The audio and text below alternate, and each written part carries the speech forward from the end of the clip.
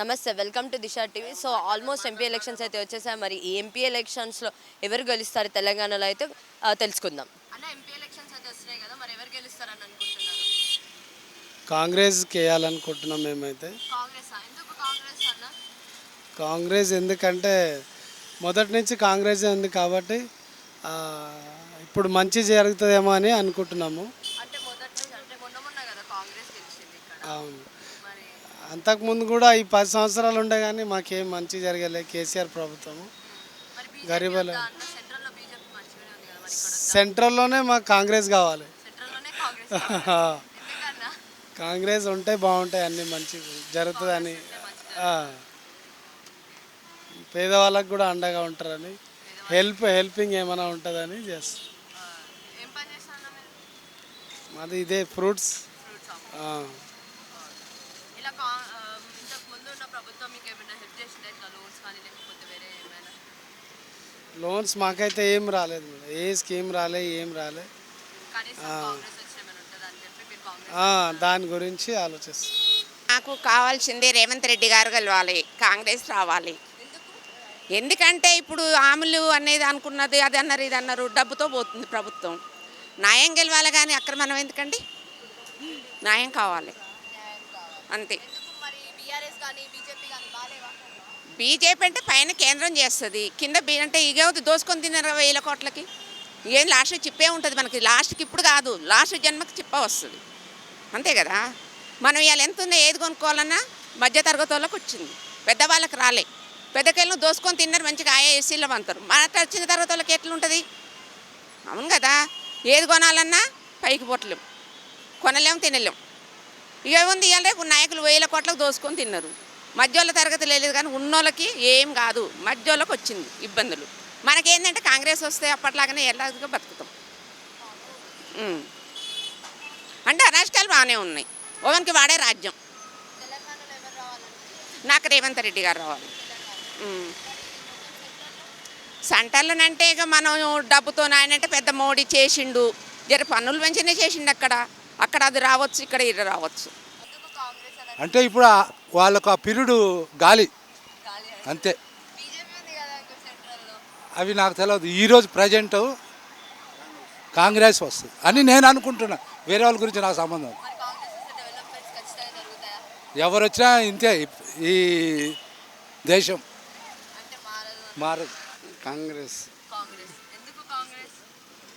కాంగ్రెస్ అప్పటి మధ్యలో టీఆర్ఎస్ గెలవలే కదండి. టీఆర్ఎస్ వస్తున్నా టీఆర్ఎస్ గెలవలే అనుకున్నాం కానీ ఇప్పుడు అదే అంటున్నారు అందరు. కానీ బీజేపీ వచ్చినా పర్వాలేదు అని అందరూ అదే అంటున్నారు. కానీ మేము ఒకదానికి వస్తే మళ్ళీ ఒకదానికి ఏ రోజు దానికి పార్టీ పోతున్నాం. This is Rajendra Prasad. ఈ ఎలక్షన్స్లో, ఎంపీ ఎలక్షన్స్లో లోక్సభలో టీఆర్ఎస్ గెలవాలి. ఎందుకంటే వాళ్ళు తీసుకున్న సిటీ గురించి వాళ్ళు తీసుకున్న ఇనిషియేషన్స్ ఎవరు తీసుకుంటలేరు. లాస్ట్ 3 months నుంచి మనం అబ్జర్వ్ చేస్తున్నాము, సిటీ ఎంత చండాలంగా ఉందో. కనీసం క్లీనినెస్ లేదు, అవేర్నెస్ లేదు, ఎలాంటి ఇనిషియేషన్ కూడా లేదు.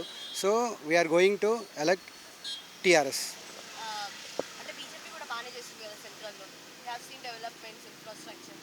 బట్ మనకేంటంటే మనకి టీఆర్ఎస్ మనకుంటే మన గురించి కొట్లాడే వాళ్ళు, మన గురించి పోరాడే వాళ్ళు మనతోని ఉన్నట్టు ఉంటుంది. ఎంతసేపు we're also Hindus, but TRS ఉంటే మనకి సపోర్టివ్గా ఉంటుంది. ఇప్పుడు మీరు లాస్ట్ టైం చూసుకుంటే ఐటీలో కానీ, ఫ్లైఓవర్స్ కానీ, జిహెచ్ఎంసీలో కానీ ప్రాజెక్ట్స్ కానీ, అలాగే ప్రతి డిస్ట్రిక్ట్ కూడా కలెక్టరేట్స్ కానీ, లేకపోతే ఇంకా ఏమైనా మెడికల్ కాలేజెస్ కానీ చాలా అవేర్నెస్ తీసుకొచ్చారు. కేటీఆర్ కానీ, హరీష్ రావు సార్ కానీ, దాని తర్వాత కేసీఆర్ సార్ కానీ. So very very energetic and very experience people. మనం వాళ్ళని తయారు చేసుకున్నాం, వాళ్ళు కూడా మనల్ని అట్లా తయారు చేయడానికి ట్రై చేస్తున్నారు. సో ఎనీవో కాంగ్రెస్ వచ్చింది డెఫినెట్లీ. ఈసారి TRS and next time also TRS will elect. మాది ఇక్కడ చెవెళ్ళ.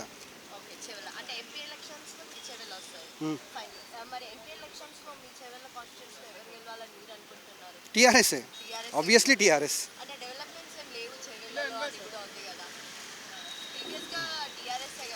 అది అలా చెప్తున్నారు, బట్ వాళ్ళు చేసేవి అన్నీ చేస్తూనే ఉన్నారు. అవేర్నెస్ అట్లా ఉంది. సెంట్రల్లో బీజేపీ.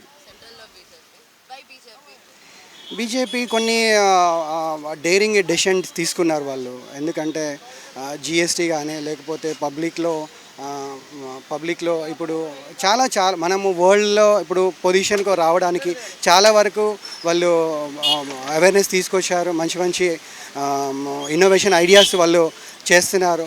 డెఫినెట్లీ సెంట్రల్లో బీజేపీ ఉంటే విల్ గెట్ ఇన్. కాంగ్రెస్ తెలంగాణలో కొట్లాడదా మన కోసం? కాంగ్రెస్ కొట్లాడదండి, వాళ్ళు కొట్లాడుకుంటారు. కాంగ్రెస్ కొట్లాడదు. మన గురించి కొట్లాడినట్టు టీఆర్ఎస్. ఎవరు వస్తారని అనుకుంటున్నావు? ఇప్పుడు ఓట్లు వేయాలి కదా, ఎవరు వస్తారని అనుకుంటున్నావు? నేనైతే కేసీఆర్కే వేస్తాను. కేసీఆర్కి వేస్తావా? ఎందుకు కేసీఆర్? నేను ఆయనకే వేస్తాను, ఎందుకంటే నాకు పింఛన్ ఇస్తుండు ఆయన. ఆయన పింఛన్ ఇచ్చిందా? ఇప్పుడు కాంగ్రెస్ వచ్చింది కదా, కాంగ్రెస్ ఇవ్వట్లేదు. ఏం చేస్తుండు? ఏమన్నా చేసిండా? ఫ్రీ బస్సులు పెట్టింది కదా, ఆ, ఫ్రీ బస్సులు పెట్టింది కదా. పెట్టిండు. మరి నేను పోతున్నాను. నేను ఎక్కడ పోతున్నా? ఓట్లే ఓట్లేదా? పోతే ఎక్కడ పోతలే, ఎక్కడ పోతలేను. కేసీఆరే రావాలా? నేనైతే ఆయనకి వేస్తా. మోడీ వద్దా? ఏమో ఎట్లయితుందో. మోడీ వద్దా? మోడీ కూడా రావాలి, ఆయన కూడా రావాలా? ఆయన కూడా రావాలి. ఆయన కూడా రావాలా? ఎవరమ్మా? మాది నల్గొండ. నల్గొండనా? ఓకే, నల్గొండలో ఎవరు వస్తారు అనుకుంటున్నావు? ఏమో పోయిన చేప అయితే కేసీఆర్ వచ్చిండు, మననైతే ఓడిపోయిండు. మరి ఇప్పుడు మన వాళ్ళు వస్తారో ఏమో నాకు తెలియదు ఇక. మరి నువ్వైతే జనరల్గా ఏమనుకుంటున్నావు? ఎవరు వస్తారని అనుకుంటున్నావు? కేసీఆరేనా? నేను అనుకుంటున్నా కానీ ఆయన వస్తాడో రాడు, వేస్తారో వేయరు, కానీ ఈయనే వస్తట్టుండు మళ్ళీ. ఎవరు వచ్చి ఎలా ఉన్నాడు? ఏదో ఇప్పుడు వచ్చిన ఆయన. కాంగ్రెస్ రేవంత్ రెడ్డి. అంటే ఎంపీ ఎలక్షన్లో ఎవరు గెలుస్తారు అనుకుంటున్నారు మీరు? ఇప్పుడా ఆ, కేసీఆర్ గెలుస్తాడు. కేసీఆర్ గెలుస్తాడా? ఎందుకు కేసీఆర్? కేసీఆర్ మంచిగా చేసిండు. కేసీఆర్ మంచిది, రేవంత్ రెడ్డి మంచిగా చేయట్లేదా? మంచిగా చేయట్లేడు, ఏం చేయట్లేదా? ఏం చేయట్లేడు. ఎందుకు ఆడవాళ్ళకి మంచిగా ఫ్రీ బస్ ఇచ్చిండు? ఆ free bus waste, free bus waste. అది 500కే గ్యాస్ సిలిండర్ అంటున్నాడు. అవి అన్నీ అంటున్నాడు. ఏమిచ్చిండమ్మా? ఇదివరకు ఏమీ లేదు కదా, ఏమీ లేదు. ఆయన వచ్చి 5 నెలలే అవుతుంది కదా. మరి ఏమో ఇక తెలియదు.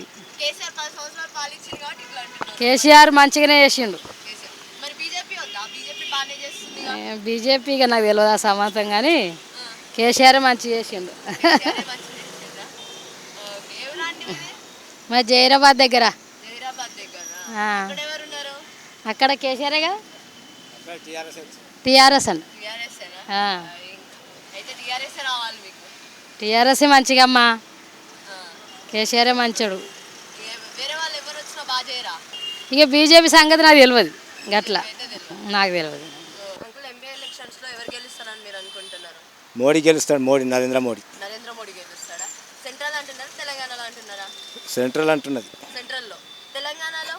తెలంగాణలో ఇక ఏమో తెలియదు కానీ సెంట్రల్ అయితే అదే వస్తుందమ్మా. సెంట్రల్లో అయితే బీజేపీ వస్తారు. మరి ఇక్కడ ఎవరు రావాలనుకుంటారు? మీరు చూస్తూనే ఉన్నారు కదా, కాంగ్రెస్ని చూసారు, బీఆర్ఎస్ని చూసారు, మోడీని చూసారు, బీజేపీ. మరి ఎవరు రావాలనుకుంటున్నారు ఇక్కడ తెలంగాణలో? ఇక తెలంగాణలో ఇక ఎవరు వస్తారో ఏమో కానీ కేసీఆర్ రావాలమ్మా మాకు. కేసీఆర్ రావాలా? ఎందుకు కేసీఆర్? కేసీఆర్ మాకు అన్ని రైతు బంధు అవన్నీ మంచిగా చేసిండు. ఆయన రావాలి. ఈయన ఇవ్వనన్నాడా ఏమైనా? ఏమి ఇస్తున్నాడమ్మా? ఇస్తా అన్నాడు కదా. ఏడిస్తున్నాడు. ఇవ్వట్లే. 15,000 ఇస్తాడు. ఏడిస్తున్నాడు. ఇస్తా అన్నాడు కానీ ఆయన వచ్చి 5 నెలలే కదా అవుతుంది. 5 నెలలు అవుతుంది కానీ ఏం పట్టించుకుంటలేడు కదా. అందుకని చెప్పి రైతులకంతా మోసం చేసిండు. పింఛన్లు ఇస్తున్నాడు ముసలోళ్ళకు 4,000 ఏడిస్తున్నాడమ్మా. ఆడవాళ్ళకి 2,500 ఇస్తున్నాడు. ఏడిస్తున్నాడు. అంటే 5 నెలలు వచ్చిన 5 నెలలకు అన్ని చేయలేరు కదా. మరి అన్నీ ఒట్టి మాటలే చెప్పిండు ఆయన. బీజేపీ? బీజేపీ వచ్చినా బాగానే ఉంటుంది. బీజేపీ కూడా బాగానే ఉంటుంది. ఎలక్షన్స్లో ఎవరు గెలుస్తారు అనుకుంటున్నారు? ఇంతవరకు పాలన టీఆర్ఎస్ పాలన ఉండే, పిఆర్ఎస్గా మారినాయి కానీ అప్పుడు ప్రభుత్వం చేసిందని అందరు పబ్లిక్ లోపల ఓపెనర్గా అందరూ పిఆర్ఎస్ఏ చేసింది అంటుంది. ఈయన వచ్చి చేస్తున్నాడు అని ఒక అంటున్నాడు కానీ ఈయన కూడా 6 అమలని ఒకటి చెప్పిండు. 6 అమల లోపల ఒక బస్సు ఒకటి ఫ్రీ పెట్టిండు. ఇంకా వేరేది కూడా రైతు మాఫియా అని చెప్పిండు. అది పాతదే ఇస్తుండ్రు. పురాణ కాలంలో ఏమి ఇస్తుండు? కేసీఆర్ ఇచ్చినంతనే ఇస్తుండు. ఈయన 4,000 అని చెప్పి 4,000 ఇస్తలేడు. ఇంకోటి రుణమాఫీ 2 లక్షలు రాగానే వెంటనే ఇస్తా అని చెప్పిండు. అదొకటి. మరి కదంటే ఇంకా ఈ డబల్ బెడ్రూమ్ ఇండ్లని ఎవరికి ఇచ్చిండ్రో అవి అక్కడనే ఉన్నాయి. అవి కూడా ఎవరికి అంతలేవు, మాయసుంటే వాళ్ళకి, పేదవాళ్ళకి. ఇంకా ఏమున్నాయి? ఇవి ఇచ్చిన ప్రభుత్వము ఇక ఆయననా ఈయననా అని అంటున్నారు. ఇక నీ ఇద్దట్లో కూడా ఫామ్ అయ్యేటట్లా ఇక మనకైతే బీజేపీ కొద్దిగా ఫామ్లో వస్తుందని నేను అనుకుంటున్నాను, నా ఉద్దేశం. మంచి చేస్తాడు. ఎందుకు మంచి చేస్తాడంటే ఆయన ఒక వ్యక్తిగతంగా మంచి ఒక భక్తి పరంగా మనిషి. ఆయన ప్రజల కోసము ఆయన మేలు చేయాలనే కోరిక. వీళ్ళేం చెప్తున్నారు, నేను నా సీట్ల కోసమని మాటలు చెప్తున్నారు. అవి ఆయన ఆ సీట్ల కోసమని ఎప్పుడు కూడా మాట్లాడలేదు.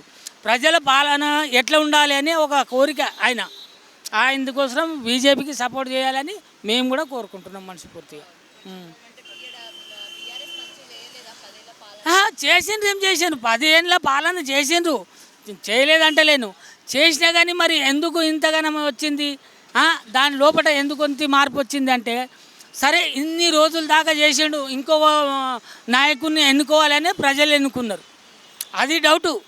ఇప్పుడు ఆయన చేసింది ఏం లేదు. ఇంకోటి, ఆయన చేసిన ప్రభుత్వంలో ఎవ్వరికి కూడా కరెక్ట్గా ఆయననే పాలన నడవాలని ఆయన ఏం తప్పు చేసిందంటే పేదవాళ్లకు నేను కొన్ని ఉద్యోగాలు ఇస్తా అన్నాడు.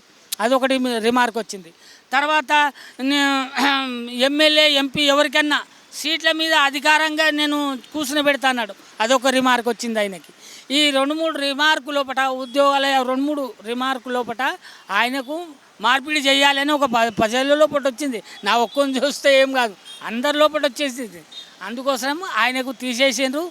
పర్వాలేదు, కేసీఆర్ కూడా నేను ఆయన చేయలేదంటలేను, ఏదో అందించిండు కానీ ఎవరికి తెలియకుండా సియాసత్గా చేసిండు ఆయన. అందరికీ ఓపెన్గా తెలియని వాళ్ళ నాయకులకే తెలియనియలేడు. అది అందుకోసం ఆయనకు తీసేసుడు జరిగింది.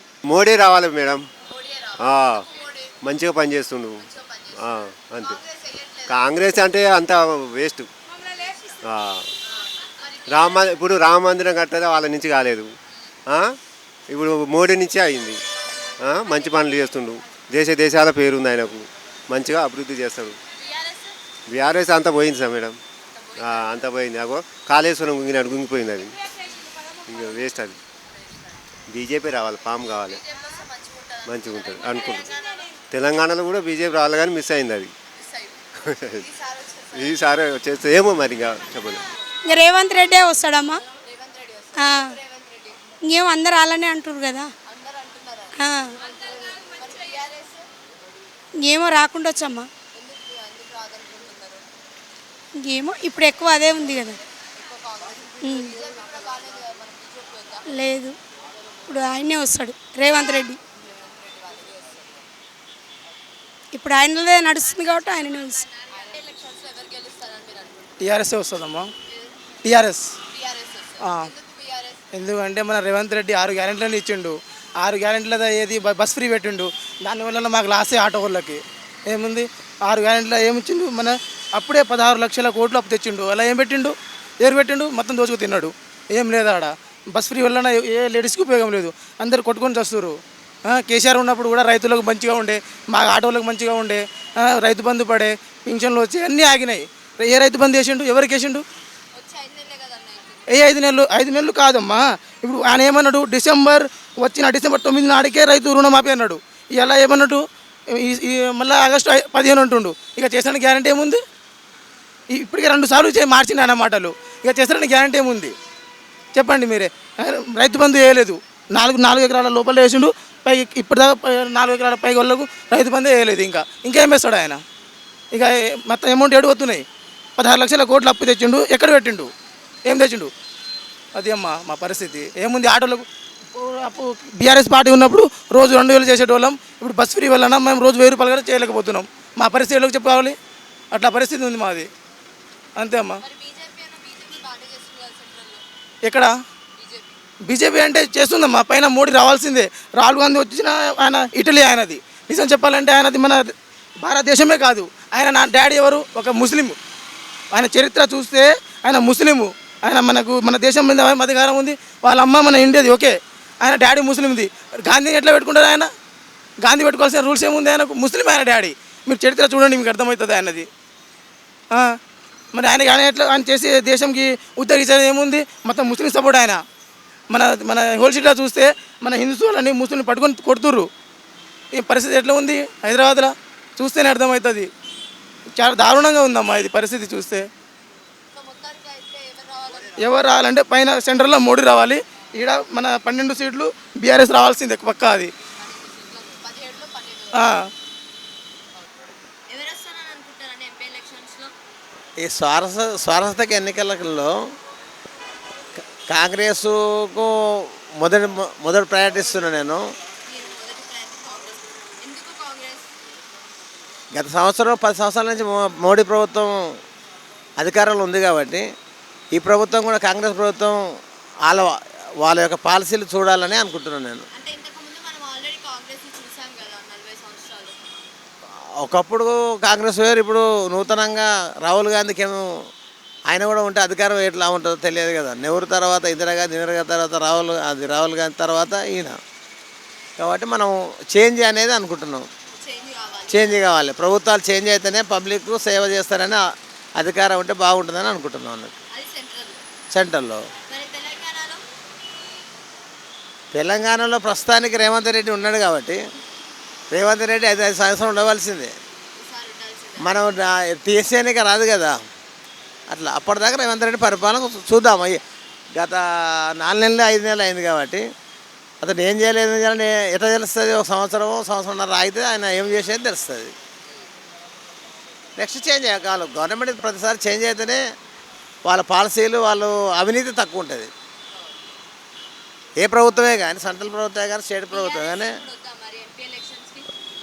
ఎంపీ ఎలక్షన్స్కు ప్రస్తుతానికి ఏంటంటే ఆయన ప్రతిపక్షంగా ఉండొచ్చు కానీ ఫ్రంట్ అయితే లేదు కదా. థర్డ్ ఫ్రంట్ ఉంటే ఆయనకు ఉంటే అవకాశం ఉంటుంది కానీ ఫ్రంట్ లేదు కాబట్టి, తెలంగాణ ప్రభుత్వాలు కాబట్టి ప్రాంతీయ పార్టీలకు ఎవరున్నా కూడా అధికారం రాలేరు కాబట్టి, సెంట్రల్ పార్టీలు ఉన్నాయి కాబట్టి వాళ్ళకి ఛాన్స్ ఇవ్వాల్సిందే. అంటే మేబీ కాంగ్రెసే ఒక 10 సీట్లు దాకా వస్తుందని అనుకుంటున్నాను. అంటే ఇక్కడ ప్రస్తుతానికి ఎమ్మెల్యేలు అందరూ వాళ్ళే మెజార్టీ ఉన్నారు కాబట్టి వాళ్ళకి ఒక 10 దాకా వచ్చే ఛాన్సెస్ ఉన్నాయి. మేబీ వస్తుంది ఒక 4 నుంచి 5.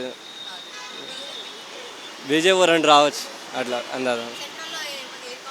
BJP old city